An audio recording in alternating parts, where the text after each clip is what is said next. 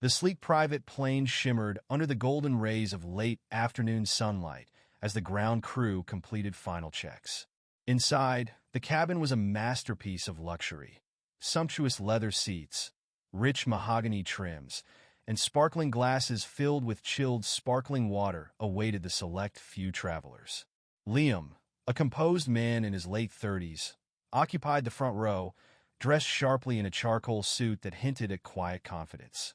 Yet beneath the surface, his thoughts were far removed from the lap of luxury. Liam, the founder of Apex Jetliners, was on his way to Los Angeles to secure a transformative deal for his private aviation company. It had been a long climb to success, with countless obstacles shaping his journey from modest beginnings to leading a globally renowned enterprise. For Liam, every flight was a reminder of the sweat and determination that had propelled him forward. As the passengers began to board, their voices blended into a low murmur. Among them was Eleanor, a striking woman in her early 70s. With a sharp gaze and an outfit tailored to perfection, a cobalt suit paired with a signature brooch, she radiated authority. Her meticulously styled hair and designer luggage left no question about her wealth and standing.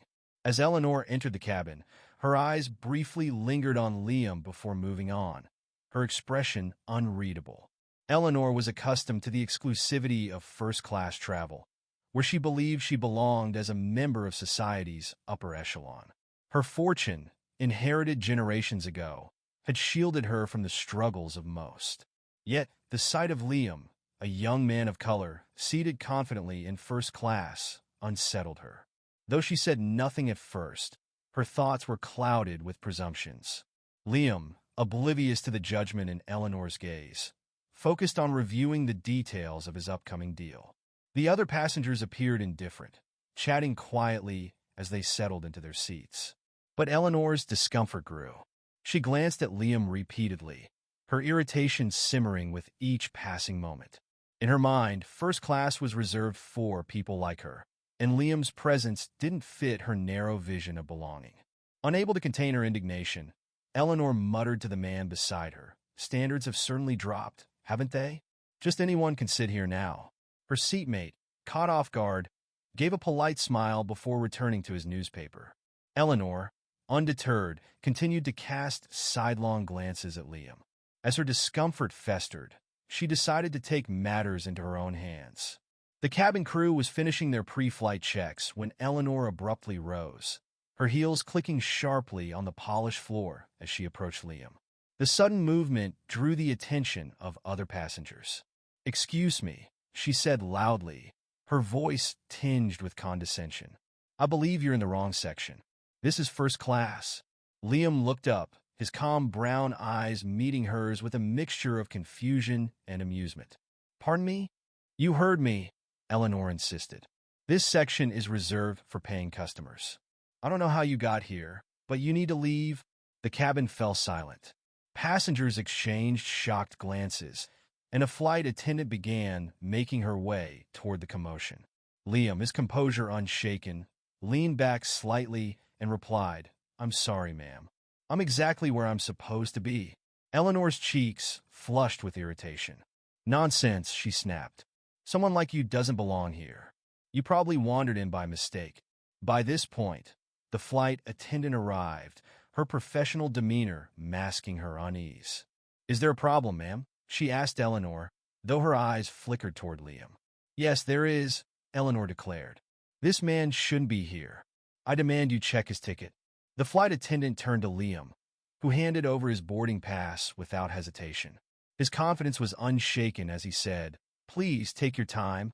The attendant studied the ticket and handed it back with a small nod. "Mr. Harris, thank you for your patience. Everything is in order." Eleanor's jaw dropped. "That can't be right. You must have found that ticket or something." Liam, no longer interested in indulging her accusations, pulled out a sleek metal business card from his wallet. Holding it up, he addressed the growing audience. "Not only did I book this flight, but I also own the airline. Apex Jetliners is my company." Gasps rippled through the cabin. Eleanor stepped back, her confidence visibly shaken. The murmurs among passengers grew louder, many applauding Liam's calm and measured response. The flight attendant, now visibly relieved, turned to Eleanor. "Ma'am, I'm going to ask you to return to your seat and refrain from further disruption." Eleanor, her face flushed with humiliation, stumbled back to her seat. The other passengers avoided her gaze, their judgment clear. Liam returned to his tablet, though the slight smirk on his lips revealed a quiet satisfaction. After landing, Liam decided the incident warranted more than quiet reflection. With the help of his legal team, he filed a formal complaint and a harassment lawsuit. "This isn't just about me," he told his lawyer. "It's about challenging the entitlement that allows this behavior to persist." The case drew widespread attention, sparking a public conversation about prejudice and privilege. Liam used his platform to advocate for systemic change, pledging to invest in diversity and inclusion programs within his industry. His resolve inspired many, and Apex jetliners saw a surge in bookings as customers rallied behind his leadership. Meanwhile, Eleanor faced public scrutiny as her actions were exposed. The fallout from her behavior left her isolated, her reputation tarnished. For Liam, however, the experience became a stepping stone, reinforcing his belief in leading with dignity and strength. In the end, the incident became more than a personal triumph. It ignited a broader movement for accountability and equity, proving that resilience and integrity can turn even the most challenging moments into catalysts for change. The incident aboard the plane was more than just a personal triumph for Liam. It became a defining moment in his mission to challenge prejudice and privilege in meaningful ways.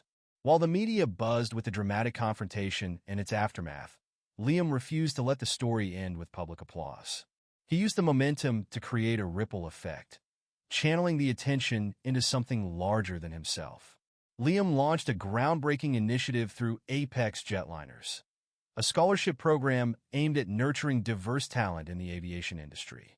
He also partnered with advocacy groups to develop training programs for companies on addressing unconscious bias and fostering inclusivity. His speeches at conferences and events resonated with audiences, offering practical strategies for combating systemic inequality and inspiring countless individuals to take action in their own spheres of influence. For Eleanor, the aftermath of her actions was a sobering lesson. Stripped of her social veneer, she faced the harsh reality of accountability.